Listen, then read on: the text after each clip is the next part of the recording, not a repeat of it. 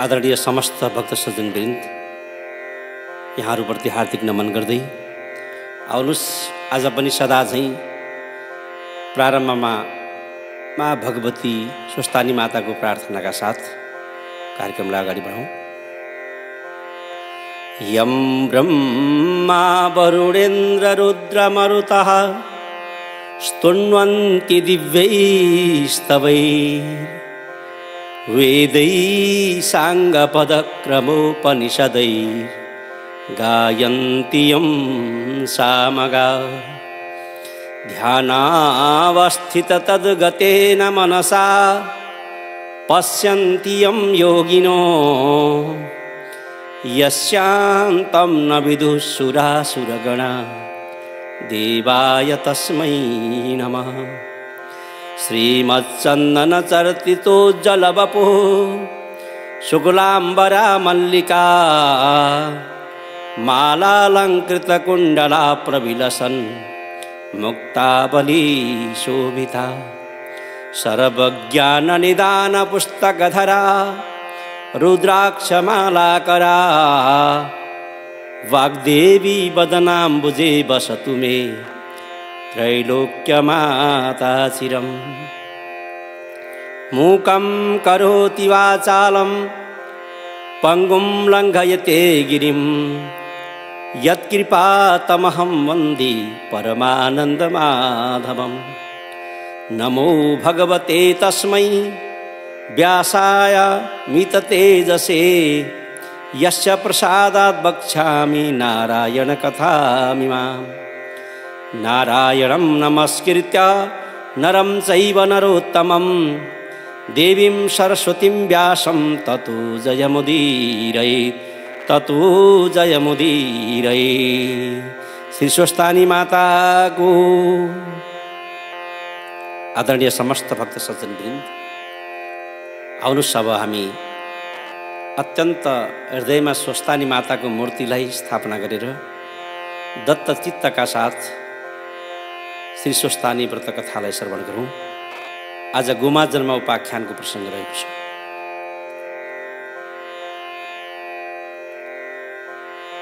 अतः विंशोऽध्याय।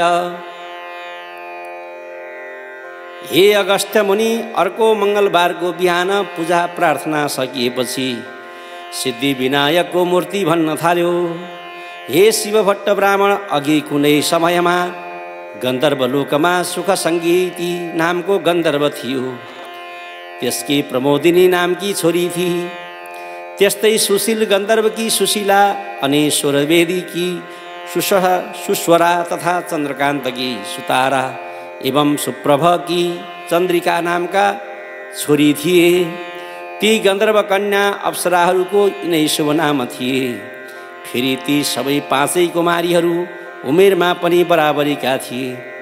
मानौ ती चन्द्रमाबाट निस्किएका चाँदनी जस्तै प्रकाशमान थिए।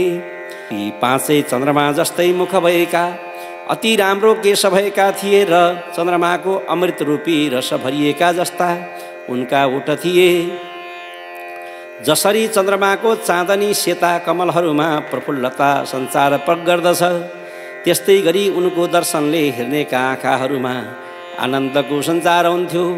मानौ उनीहरू सुन्दरताको डल्लोबाट पैदा भएका जस्ता अति राम्रो रूप भएका हेरिरहँ जस्ता थिए। उनका कुचकुम्भ गोल गोल र उठेका ठाडा थिए। मानौ ती वैशाख महिनाका कमल जस्तै लाग्दथे। नयाँ पालुवाहरूले शोभिएको लहर चाहिँ नयाँ यौवन सचल्किएका र ती अत्यन्तै सुन्दर थिए। तिनीहरू पहेँलो मिसिएको सुन जस्तै गोरा थिए। यसै कारण उनको चमक पनि सुनको जस्तै थियो। ती सुनकै अलङ्कारले शोभिएका थिए। तिनीहरूले सुनले बनेका चम्पाका फुलको माला लगाएका थिए अनि सुनकै वर्णका गुणकेशरीका फुलेका लहराले चुल्ठो सजाएका थिए अनि सुन जस्तै चम्कने सुन्दर वस्त्र धारण गरेका थिए। ती सबै सातै स्वर समूहमा हावभावमा नाना प्रकारका मूर्छना यानी स्वर विशेषमा ढोलकमा ताल दिने विनोदमा बाँसुरी मुरली वीणा बजाउनमा भिन्न भिन्न स्वरमा मादल बजाउनमा नाना भाँतिका नाच नाच्नमा विविध प्रकारका चित्र बनाउने लडमा त्यस्तै अनेक किसिमका कलाहरूमा निपुण थिए।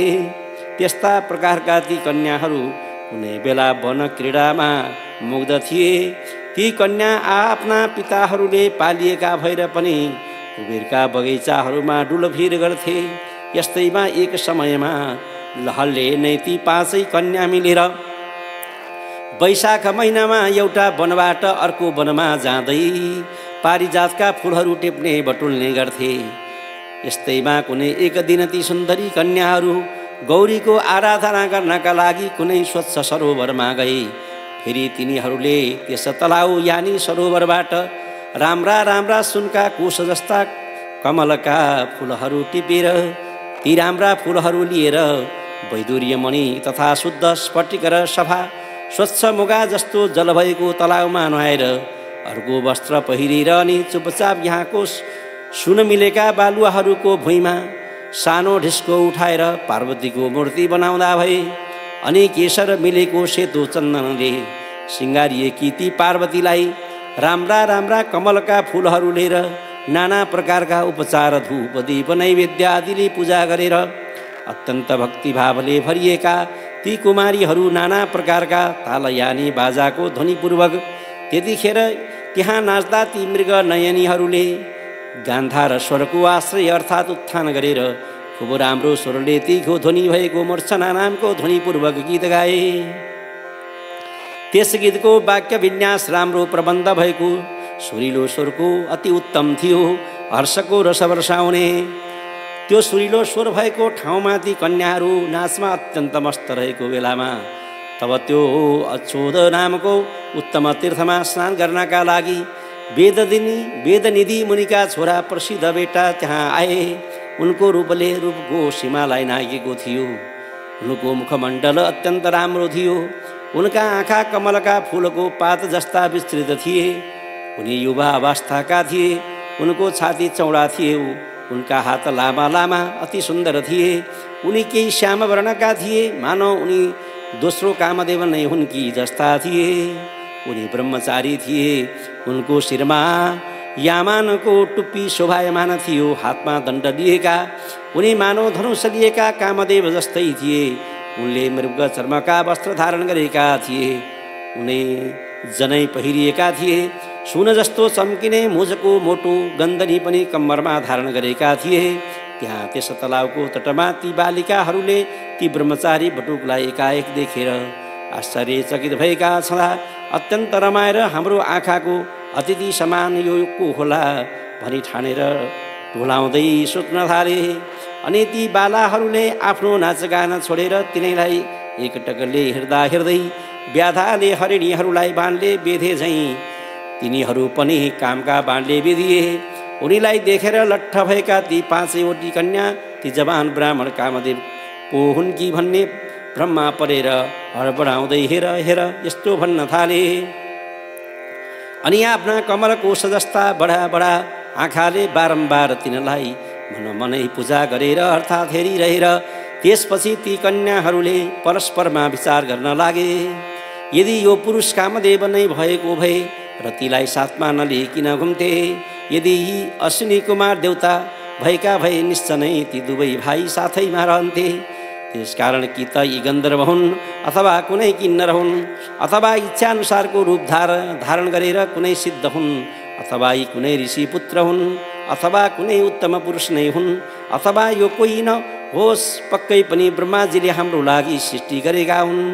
यस्ता प्रकारले भाग्यमानीहरूको लागि पूर्वजन्ममा कर्मानुसार खजाना प्राप्ति हुन्छ। त्यस्तै प्रकारले हामी कुमारीहरूका लागि कल्याणरूपी जलको तरङ्गको लहरले चित्त पग्लेकी पार्वतीले उत्तम वर पठाइदिएको हो दिनुभएको हो। यसकारण यस वरलाई मैले बरे तैँले बरिस् त मैले पनि बरे, तिमीहरूले मात्रै बर्ने मैले पनि बरे, म किन छोडौँ, मैले पनि बरे तिमीहरूभन्दा म के कम छु, लौ मैले पनि बरे भन्दै यस्ता प्रकारले ती 5वटीले परस्परमा बोलिरहेको बेलामा तिनीहरूको त्यस्तो कुरा सुनेर ती महर्षि कुमारले आफ्नो मध्याह्नको नित्यकर्म सकेर अनि ती बटुक प्रसिद्धले पनि तिनको कुरो आफ्नो हृदयमा विचार गरेर विचारेर यो विघ्न आइलाग्यो भन्ने ठाने। किनकि ब्रह्मा विष्णु महादेव आदि देवताहरू पहिलेका जो सिद्ध मुनिहरू अनि ती योगबल भएका योगीहरू अनि अबला युवतीहरूको त्यो अद्भुत लीलाद्वारा मोहित गरिसकेका छन्। धनुषधारी कामदेवले आँखी भुइँ रूप बलियो धनुबाट छाडेका युवतीहरूको नेत्ररूपी तिखा बाणले हानिएपछि कसको मनरूपी मृग ढल्दैन र। नीतिपूर्वकको धैर्य तबसम्म मात्रै रहन सक्छ। नीतिपूर्वकको धैर्य तबसम्म मात्रै रहन सक्छ जबसम्म मात्रै जनताको भय भइरहन्छ। तबसम्म मात्रै चित्त अत्यन्त दृढ रहन्छ। तबसम्म मात्रै कुलको ख्याल रहन्छ। तबसम्म नै तपको तुजुक रहन्छ। तबसम्म मात्रै मनुष्यले यम नियम आदिको पालन गर्न सक्छ। जबसम्म अत्यन्त नशिला ती वनिता युवतीहरूको कर्के हेराइरूपी बाणले मनुष्य मोहमा पर्दैन अर्थात् बेहोसिँदैन। युवतीहरूको मिठा मनोहर नखराले विषयमा हिर्क हुने जनहरूको मनलाई मोहित गराउँछन्, एकदम उत्तम उन्मत्त बनाउँछन्। तसर्थ यी अहिले मलाई पनि मोहमा पार्दछन् र पक्कै पनि उन्मत्त बनाउँछन्। तसर्थ अब कुन उपायले मेरो यो आश्रम धर्मको रक्षा हुन सक्छ? मासु रगत मलमूत्रले बनेको अति अपवित्र घिनलाग्दो स्त्रीहरूको शरीरमा सुन्दरताको कल्पना गरेर एकदम मूर्ख मूढ चित्त भएका कामुकहरूले झैँ समयमै धीर विचारवान जनले तिनमा लट्ठिएर रमण गर्नु हुँदैन। किनकि निर्मल बुद्धि भएका विद्वानहरूले स्त्रीहरूको संसर्ग नै आश्रम धर्ममा रहनेहरूका लागि भयङ्कर हुन्छ है भनेर बताएका छन्।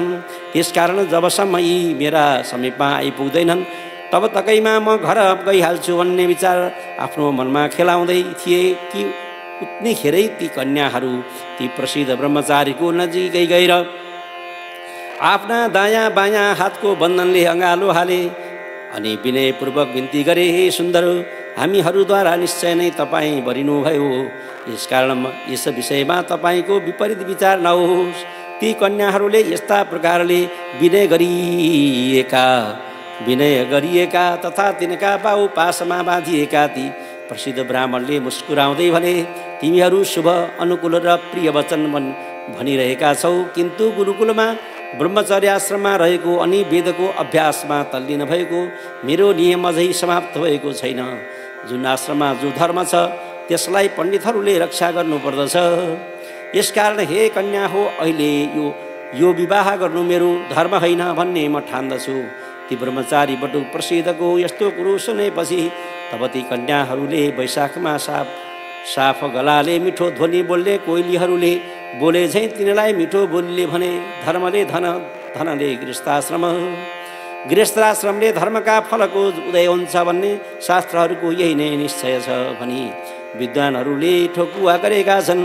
धर्मको अधिकताको उही गृहस्थाश्रम जमाउने काम तपाईँका सम्मुख उपस्थित भएको छ। यसकारण विविध प्रकारका भोगहरूले उसको उपभोग गर्नुपर्छ, तब यो भूमि नै स्वर्गभूमि जस्तै हुन्छ। तिनीहरूको यस्तो वचन सुनेर ती प्रसिद्ध ब्रह्मचारीले गम्भीर बाणीले भने, तिमीहरूको कुरो साँचो हो, किन्तु म गुरुकुलको आफ्नो नियम समाप्त गरेर गुरुको आज्ञा पाएर मात्रै अनि सबै विवाह आदि कर्म गर्नेछु। त्यसै बिचमै आफै बाठो भएर विवाह म गर्दिन। उनले यति भनेपछि फेरि ती कन्याहरूले, हे सुन्दर, तपाईँ सजमुख मूर्ख प्रतीत हुनुहुन्छ भने दिव्य औषधि, दिव्य रसायन, खानेको सिद्धि, उत्तम कलाहरू, सुन्दरी स्त्रीहरू, मन्त्र तथा धनबाट प्राप्त भएको धर्मको रस पनि जब यी स्वयं प्राप्त हुन्छन् त बुद्धिमानले यस्ता कुराहरूलाई छोड्नु हुँदैन। संयोगले नै यदि कार्यको सिद्धि प्राप्त भयो भने ती जान्ने व्यक्तिले त्यसमा उपेक्षा गर्नुहुन्न, किनकि उपेक्षा गर्नाले फेरि फलको लाभ हुँदैन। त्यसकारण दीर्घसूत्री बनेर आलस्यबाट मटोल गर्नु राम्रो ठानिन्न। गाढा प्रेम गर्नेवाला निर्मल कुलमा जन्म लिएका, स्नेहले चित्त पग्लिएका, बोली चाली र चालचलन राम्रो भएका, स्वयंवर वर्ण गर्न तम्सिएका, राम्रा अनि रूपले धप्प बलेका कुमारी कन्याहरूलाई यस ब्रह्माण्डमा भाग्यशाली मनुष्यहरू मात्रै प्राप्त गर्दछन्, अरूले पाउन सक्दैनन्। विचार गर्नुहोस् त, कहाँ हामी अति सुन्दरीहरू, कहाँ तपाईँ तपस्वी बटुको, अर्थात् तपाईँमा र हामीमा परस्परमा ठुलो फरक छ। साँच्चै हो ठुलो छ, साँच्चै यो यस्तो नहुने कुरालाई पनि हुने गराउनमा विधाता अति पण्डित यानि जान्ने छ भन्ने कुरो हामी मान्दछौँ। त्यसकारण जसरी हुन्छ यतिखेर तपाईँ हामीलाई गन्धर्व विवाहद्वारा स्वीकार गर्नुहोस्, यसैमा हाम्रो कल्याण छ। होइन भने आकुलिएका हामी जब जीवित रहन सक्दैनौँ तब तिनीहरूको त्यस्तो कुरो सुनेका धर्म जान्नेहरूमा श्रेष्ठ ती प्रसिद्ध ब्राह्मणले भने, हे मृगनयनी हो, धर्म नै धन भएका मनुष्यहरूले धर्मलाई कसरी त्याग्ने? धर्म अर्थ काम मोक्ष यी चारैलाई यथोक्त विधिले सेवन गरेर मात्र यी सफल हुन्छन्, होइन भने निष्फल हुन्छन्। यतिखेर म व्रती छु, यसकारण व्रत पुरा नगरिकन बिना समयमा स्त्रीको पानी ग्रहण वा स्त्री ग्रहण गर्दिन, किनकि जो मनुष्य क्रियाको समय जान्दैन उसले क्रियाको फल पाउँदैन। यसकारण यस समयमा मेरो मन धर्मको विचारमा लागेको छ। तसर्थ हे कन्या हो, सुन, यतिखेर म स्वयंवर गर्न चाहन्न, किनकि यस विश्वमा कति मनुष्यहरू द्रव्य धनी, कति विद्या धनी, कति सिद्धि धनी, कति योग धनी, कति कीर्ति धनी हुन्छन्, त कति संयम धनी, कति धर्म धनी हुन्छन्। तीमध्ये म धर्म धनी हुँ। आफ्नो धर्म छाडेर आफ्नै मनले गुरुजनको आज्ञा नपाइकन म कसैको पानी ग्रहण गर्दिनँ। यस्ता प्रकारको ती प्रसिद्ध बटुको आशय जानेर उनको हातबाट आफ्नो हात जुटाएर अनि उनीहरूले आफ्ना परस्परमा हेराहेर गरे। तब प्रमोदिनीले ती बटुकको गोडो पक्री, त्यसै गरी सुशीला र सुस्वराले उनको हात पक्रे। सुताराले अङ्गालो हाली र चन्द्रिकाले उनको मुखमा आफ्नो मुख लगी। तथापि त्यस स्थितिमा पनि ती ब्रह्मचारी जस्ताका तस्तै काम विकारले रहित भई निर्विकार नै रहेर प्रलयकालको अग्नितुल्य अत्यन्त क्रोधले चुर भएका ती ब्रह्मचारीले अटेरी ती कन्यालाई यस्तो श्राप दिँदा भए, जसरी पिचासिनी जस्तै भएर तिमीहरू ममा टाँसियौ त्यसरी नै तिमीहरू पिचासिनी भए। यस्ता प्रकारले प्रसिद्ध ब्रह्मचारीले श्राप पिएका ती कन्याहरू तुरुन्तै उनलाई त्यागेर ती ब्रह्मचारीका सामु खडा भएर भने, हे पापी, हामी निरपराधी दिनी जनतामा तिमीले यो के गर्यौ? प्रिय कार्यको बदला अप्रिय कार्य गर्यौ। तिम्रो यो धर्मज्ञानलाई धिक्कार छ। जो मनुष्य आफ्ना अनुरागी भक्तजनहरूमा मित्रजनहरूमा द्रोह गर्छन्, यस्ता पुरुषहरूको दुवै लोकमा सुख नाश हुन्छ भन्ने कुरो हामीले सुनेका छौँ। त्यसकारण तिमी पनि हामीहरूको श्रापले तुरुन्तै पिशाच हौ। यति भनेर शुभ लागेका ती बाला कन्याहरूले खुइय गर्न लागे तथा भोक प्यासले आकुल व्याकुल भए। हे शिवभट्ट ब्राह्मण, तब परस्परमा श्रापाश्राप गरेर त्यसै तलाउका तीरमाथि कन्याहरू र त्यो प्रसिद्ध ब्रह्मचारी पनि सबैजना पिशाच भएर रहँदा भए। तब उस पिशाचका साथै ती पिचासिनीहरू पनि पहिले गरेका पाप कर्मको त्यो भयङ्कर फललाई रुँदै कराउँदै बिताउन लागे। हे शिवभट्ट, पूर्वजन्ममा अर्जित गरिएको शुभ वा अशुभ कर्मको फल समय आएपछि भोग्नै पर्छ। यसलाई देवताहरूले पनि आफ्नो छायालाई झैँ निवारण गर्न यानि हटाउन सक्दैनन्। त्यसपछि ती कन्याहरूका र सुब्रह्मचारीका आमा बाबु रुँदै तडपँदै हिँड्थे। प्रारब्धको भोग अमिट हुने हुनाले यी बालाहरूलाई र उस ब्रह्मचारीलाई पनि चैन थिएन। पिशाच भएपछि ती पिशाचहरू आहारका लागि अत्यन्त दुखी भएर त्यसै तलाउको किनारमा यताउति भड्कँदै बस्दथे। यस्तै प्रकारले धेरै समय बितेपछि मुनिहरूमा श्रेष्ठ लोमसजी पुष महिनाको शुक्ल चतुर्दशीको दिन अछोद तालमा स्नान गर्नका लागि त्यहाँ आए। तब ती ब्राह्मण लोमसलाई देखेर भोकले आकुल भएका ती सबै पिशाचहरू एकजुट भएर उनलाई मार्ने इच्छाले उनीतिर दौडे, किन्तु लोमसजीका अति कडा तेजले भद्भद्द पोरिएका ती उनको अगाडि नगिजै रहन असमर्थ भएर सबै टाढै रहे। त्यसै बेला त्यहाँ वेदनिधि नामका ब्राह्मण टुप्लुक्क आइपुगे। हे शिवभट्टजी, अनि उनले लोमसजीलाई देखेर साष्टाङ्ग प्रणाम गरे, यानि उनका पाउमा ढोगेर उभि हात जोडेर शिर झुकाएर मिठो बोली बोले, हे ब्राह्मण, हे महर्षि, ठुलो भाग्य उदाएपछि नै सज्जनहरूको सङ्गति यानि भेट हुन्छ। गङ्गा आदि गरिएका सबै तीर्थमा जो मनुष्य सधैँ नुहाउँछन् अनि जो मनुष्य सज्जनहरूको सङ्गत गर्छ ती दुवैको सत्सङ्ग गर्नु बडो उत्तम ठानिन्छ। हे ब्राह्मण गुरु अर्थात् महात्माहरूको समागम पृथ्वी तलमा दृष्ट वा अदृष्ट फल दिनेवाला हुन्छ, अर्थात् स्वर्ग दिनेवाला वा रोग हर्नेवाला हुन्छ, किन्तु त्यसमा धेरै विघ्न बाधा पनि हुन्छन्। यति भनेर वेदनिधिले ती पिशाचहरूको पहिले घटेका उनीहरूको अद्भुत वृत्तान्त बताए। यी उभिएका सबै तिनीहरू गन्धर्व कन्या हुन् र त्यो उभिएको त्यो बटु चाहिँ मेरो छोरो हो। यी सबै नै परस्परमा सराप गरेर पिशाचहरू रूपले मलिन अनुहार पारेर, हे मुनिहरूमा श्रेष्ठ लोमसज्यू, तपाईँका अगाडि उभिएका छन्। अब आज तपाईँका दर्शनले यी कुमारीहरूको र त्यस कुमारको पनि उद्धार हुनेछ। के सूर्योदय भएपछि पनि अन्धकारको राशि गुफामा घुस्दैन र? हे शिवभट्ट, यो कुरो सुनेर दयाले मन पक्रिएका अत्यन्त तेजस्वी लोमस ऋषिले पुत्रको दुःखले दुखित ती मुनि वेदनिधिलाई भने, मेरा कृपाले यी बाला कन्याहरूलाई त्यस बटुकोलाई पनि तुरुन्तै पूर्व स्मृति प्राप्त हुनेछ, जसले तिनको परस्परको श्राप नाश हुन्छ। त्यस्तो धर्म पनि म बताउँदछु भनी लोमसले भन्नुभयो। अब तिनीहरू मेरा साथ रहेर विधिपूर्वक माघभरि नै माघ स्नान गरून्। माघभरिको स्नानले मात्र माघको अन्तमा श्रापबाट छुट्न सक्दछन्, होइन भने अरू उपायले यिनको उद्धार हुन सक्दैन। हे वेदनिधि, श्रापरूपी पापको फल र मनुष्यहरूको पापको नाश तीर्थमा माघ स्नान गर्नाले मात्रै हुन्छ।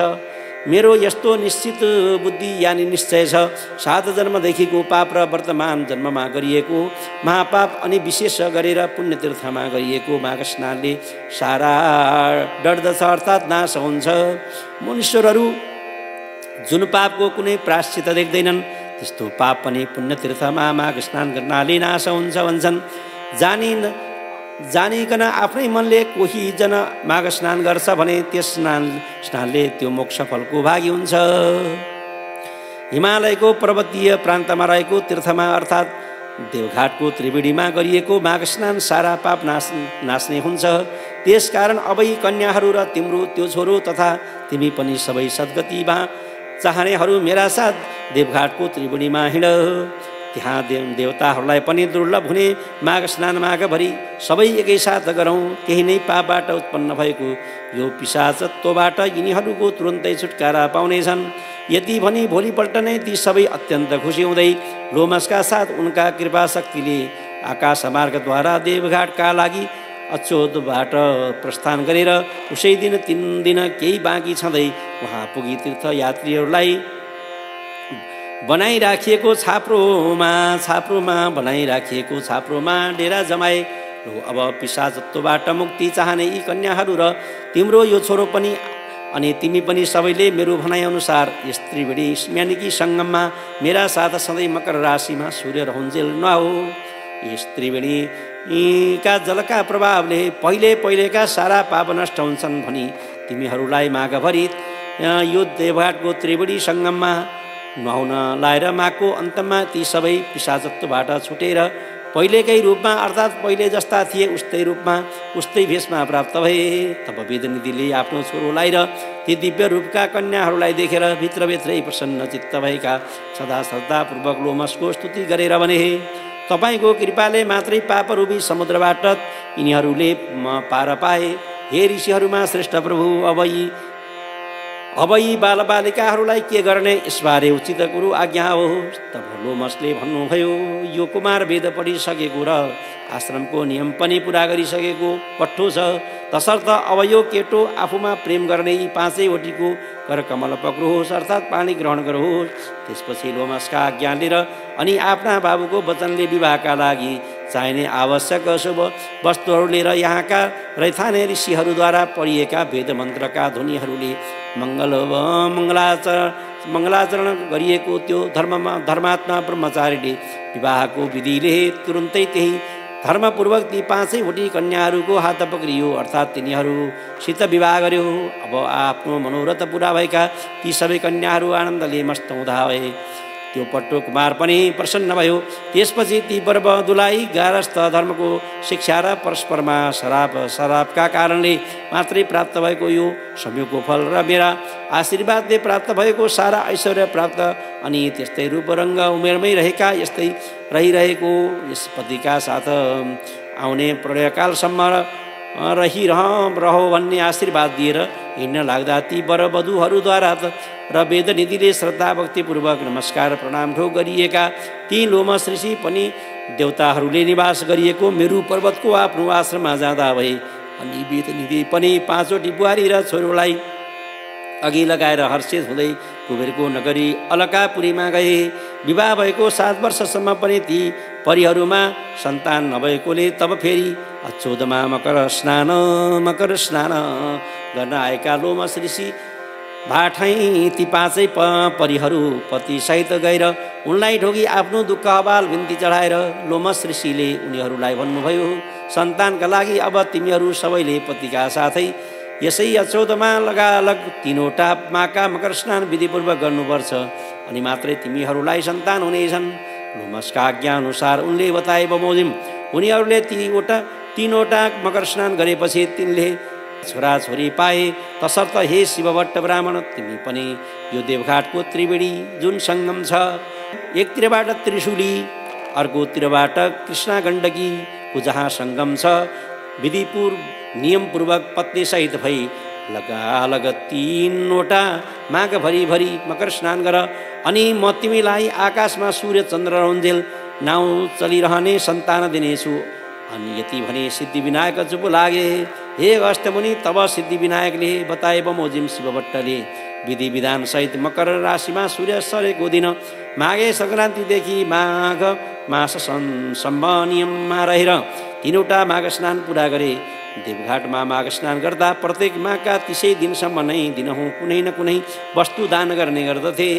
माघको पहिलो दिन माघे सङ्क्रान्तिमा बिहानै त्यो त्रिवेणी सङ्गममा नुहाई धुवाई घर आई तिलका झिकाले घिउ सेकाई ब्राह्मण दम्पति बोलाई तिनलाई तिलका लड्डु फुटेको तिलमा सक्खर घिउ हाली मुछिम कुर्याएको तिल भुङ्ग्रोमा पोलेको वा आगो माथिको पानीमा उसिनेको तरुलका टुक्रा त्यस्तै सकरखण्ड सुथुनी आलु पिँडालु एवं बोहतामा भरि घिउ तथा सक्करका डल्ला अनि ती दम्पतिलाई नै खिचडी खाना प्रशस्त पुग्ने गरी 1 मान वा बेसी नै मसिना नयाँ चामल त्यति नै दलैको मासको खोस्टे दाल त्यस खिचडीमा हाल्न चामलको आधा नापको घिउ अनि अरू तरकारी अचारका लागि चाहिने सरसामानले टन्न भएको सिधारा लाउने तयारी उनी कुनै लुगा वा ओन्ना वा सुती धोती उपरण आदि दान दिन्थे। गरिब गुरुवालाई पनि तिलका लड्डु र गुडका डल्ला बाँडिदिन्थे। आशाले आउनेहरूको पनि पोल्टो भरिदिन्थे।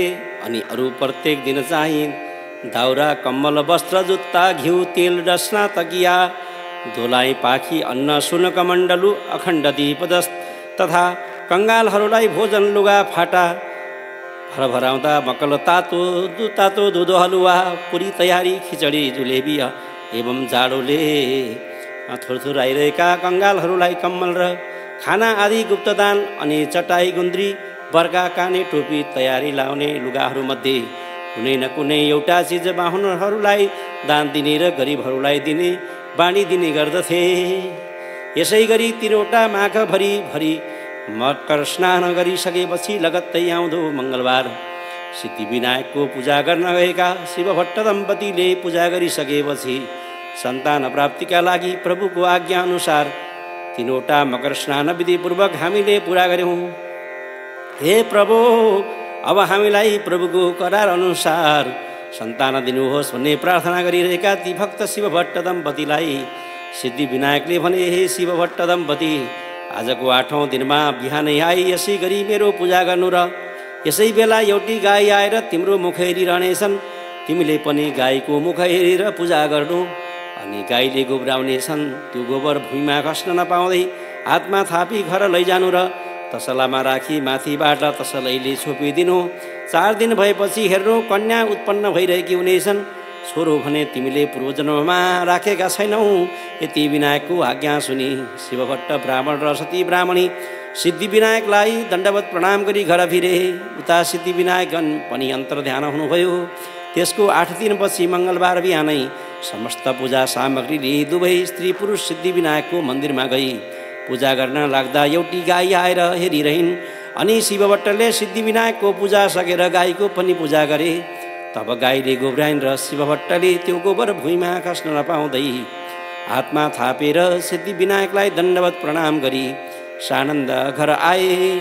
अनि त्यो गोबर तसलामा राखी माथिबाट तसैलीले छोपिदिए। 4 दिन भयो र माथिको तसला झिकी हेर्दा कन्या उत्पन्न भइरहेकी देखे। कस्ती कन्या भने मध्याह्नकालका सूर्य जस्तो तेज भएकी, पूर्णचन्द्र जस्तै मुखमण्डल भएकी, बासुकी नाग चाहिँ हात पाउ भएकी र बाघको जस्तै कम्मर भएकी, सावित्रीका जस्तै पैताला भएकी त्यस्तै परम सुन्दरी कन्या देखेर शिवभट्ट र सती अत्यन्त हर्षित भए। तसलाबाट झिकेर निदान गरी राम्रो सुरक्षा गरी पाले। त्यस बालिकालाई खाना दुध भएन र फेरि सिद्धिविनायकको मन्दिरमा गई पूजा गरे। अनि गणनाथ प्रसन्न भई हे शिवभट्ट ब्राह्मण, हे सती ब्राह्मणी, के भन्ने इच्छा छ भन। यस्तो आज्ञा भएको सुनि शिवभट्ट बिन्ती गर्दछन्, हे गणनाथ, हजुरको कृपाले सन्तान पाए तर त्यस बालिकालाई खाना दुध भएन, त्यही बिन्ती गर्न आएको हुँ। यति सुनेर त्यस बालिकालाई दुध दिए। जाऊ भनेर सिद्धिविनायक अन्तर्ध्यान हुनुभयो। अनि सतीले आफ्ना स्तन निचोडेर हेर्दा दुध आयो र त्यस बालिकालाई खाना दिई बढाइन्। जस्तै सीताजी उत्पन्न हुँदा राजा जनकलाई आनन्द भयो थियो, त्यस्तै ती बालिका उत्पन्न हुनाले शिवभट्ट र सतीलाई आनन्द भयो। त्यसपछि योग्य ब्राह्मणहरू राखी नामाकरण संस्कार गराए। ती ब्राह्मणहरूले भने, हे शिवभट्ट, गाईको गोबरबाट उत्पन्न भएकी हुनाले यी बालिकाको नाम गोमा भयो र यी बालिका भाग्यमानी हुनेछन्, सम्पूर्ण लोकले सम्मान गर्नेछन्। यति ब्राह्मणहरूले भविष्यवाणी गरेपछि शिवभट्टले यथेष्ट भोजन र दक्षिणादि विदा गरे। आगन्तुक सबै ब्राह्मणहरू आफ्ना आश्रममा गए। त्यसपछि ती गोमा नामकी कन्या शुक्लपक्षका चन्द्रमा झैँ प्रतिदिन बढेर 5 वर्षकी भइन्। अनि शिवभट्ट ब्राह्मण र सती ब्राह्मणीले एक दिन कन्यालाई भने, हे पुत्री, हामी गङ्गा स्नान गरेर आउँछौँ, तिमी पूजाको निम्ति अक्षता केलाइराखे भनी अराएर दुवै दम्पति नित्य गङ्गा स्नान गरेर हरिहरको पूजा गरी सुवर्णादि नाना द्रव्य दान गरेर आउँथे। त्यही क्रमले दान गर्दा गर्दा अमरावती थर्क्यो र देवराज डराई समस्त देवता साथमा लिई कैलाशमा श्री महादेव कहाँ गएर बिन्ती गरे, हे ईश्वर, मर्तमण्डलको हिमालयको पर्वत श्रृङ्खलाको दक्षिण भागमा एउटा ब्रह्मपुर भन्ने नगर छ। त्यहाँ शिवभट्ट नामका ब्राह्मण र सती नामकी तिनकी पतिव्रता स्त्री छन्। ती दुवै स्त्री पुरुषले हजुरका पुत्र सिद्धिविनायकको सेवा गरेर सिद्धिविनायक खुसी भई असङ्ख्य सम्पत्ति दिए। ती शिवभट्टले सम्पत्ति पाएपछि नित्य गङ्गा स्नान गरेर हरिहरको पूजा गरी स्वर्णादि नाना द्रव्य दान गर्नाले अमरावती थर्कियो। हे शम्भो, म अरू पनि बिन्ती गर्दछु, ती शिवभट्टले सम्पत्ति पाएपछि सन्तान भएनन् भनी फेरि सिद्धिविनायकको सेवा गरे। तब सिद्धि गणेशजी खुसी भएर सकल लक्षणले युक्त भएकी परम सुन्दरी एउटी कन्या पनि वरदान दिए। हे प्रभु, हामीहरूको रक्षा गरिबक्स्योस्, हजुरले रक्षा नगरे अमरावतीबाट हामीले च्युत हुनुपर्नेछ। यति इन्द्रको प्रार्थना सुनि महादेव आज्ञा गर्नुहुन्छ, हे देवेन्द्र, नडराऊ, म रक्षा गर्नेछु, अब सबै अमरावती जाओ। शिवजीको त्यस्तो आज्ञा सुनि उहाँलाई दण्डवत प्रणाम गरी सुरराज इन्द्र अमरावती पर्खे। त्यसपछि महादेवले भिक्षुक रूप धारण गरी देवताको रक्षाका निमित्त जटाको मुकुट बनाई बायाँ हातमा त्रिशूल र दाहिना हातमा डमरुली भस्मलेपन गरी शिवभट्ट ब्राह्मणको घर पुगी भिक्षा माग्नुभयो। गोमा आफ्ना पिताको पूजाका लागि अक्षता केलाइरहेकी थिइन्। निकै बेरपछि, हे भिक्षुक, मेरा माता पिता गङ्गा स्नान गर्न गएका छन्, म अक्षता केलाउँदैछु, एकैछिन पर्ख, भिक्षा दिने अरू कोही छैनन्। यति भनेर पर्खाइराखिन्। अनि अक्षता केलाइसकेर भिक्षा लिई भिक्षुक रूप श्री महादेव छेउ आई। हे भिक्षुक, मेरा माता पिता घरमा छैनन्, म अक्षता केलाउँदै थिएँ, त्यसै कारण विलम्ब भयो, दुःख नमान, भिक्षा ल्याऊ भनिन्। गोमाको यति कुरा सुनि भिक्षुक रूप महादेव भन्नुहुन्छ, हे ब्राह्मणी, यतिका बेर पर्खाइ बल्ल बल्ल भिक्षा दिनाइस्, म त्यो भिक्षा लिन दिने भए तेरा बाबाको पूजा गर्न केलाइराखेको अक्षता दे। यदि भिक्षुक रूप महादेवको वचन सुनि गोमाले लिने भए भिक्षा ल्याऊ, नलिने भए अक्षता त म दिने होइन भनिन्। गोमाको त्यस्तो वचन सुनेर रिसाएका महादेवले, हे पापिनी ब्राह्मणी, तैँले अहङ्कार गरेर मलाई भिक्षा दिइनस्, अत तँलाई श्राप दिन्छु। त 7 वर्षकी हुँदा 70 वर्षको बुढोसित तेरो विवाह होस्, फेरि तेरा माता पिताले महाकष्ट सही सिद्धि विनायकको सेवा गरेर पाएको सबै सम्पत्ति पनि नाश होस्। फेरि तँलाई पनि अनेक थरीका दुःख आइपरुन्। फेरि तेरा माता पिता पनि चाँडै नै मरिजाउन्। यति चार थोक तँलाई श्राप दिए यति भनी त्यो भिक्षा पनि नलिई त्यहाँबाट अन्तर्धान भई कैलाशमा पुग्दा भए। इति श्री स्कन्द पुराणे केदारखण्डे माघ महात्म्ये कुमार अगस्त्य संवादे श्री स्वस्थानी परमेश्वर्यावर्त कथायां गोमोत्पत्तिर्नाम विंशोऽध्याय। हरे नमः। श्री स्वस्थानी माताको सम्पूर्ण श्रद्धालु भक्त महानुभावहरू, अब हातमा चन्दन अक्षता फूल लिएर अन्तिममा स्वस्थानी माताको प्रार्थना गरौँ। उपनयतु मङ्गलं वः सकल जगन मङ्गलालय श्रीमान दिनकर किरण निबोधित नवनलिन दल निवेक्षण कृष्ण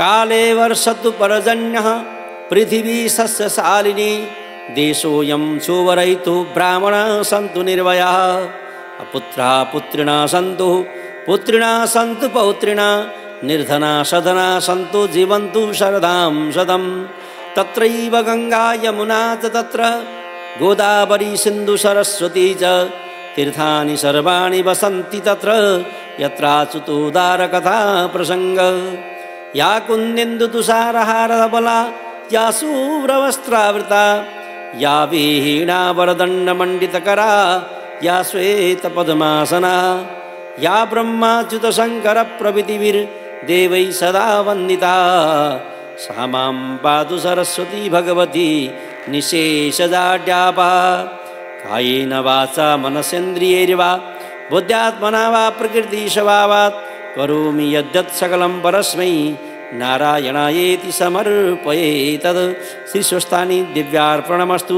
श्री स्वस्थानी माता को।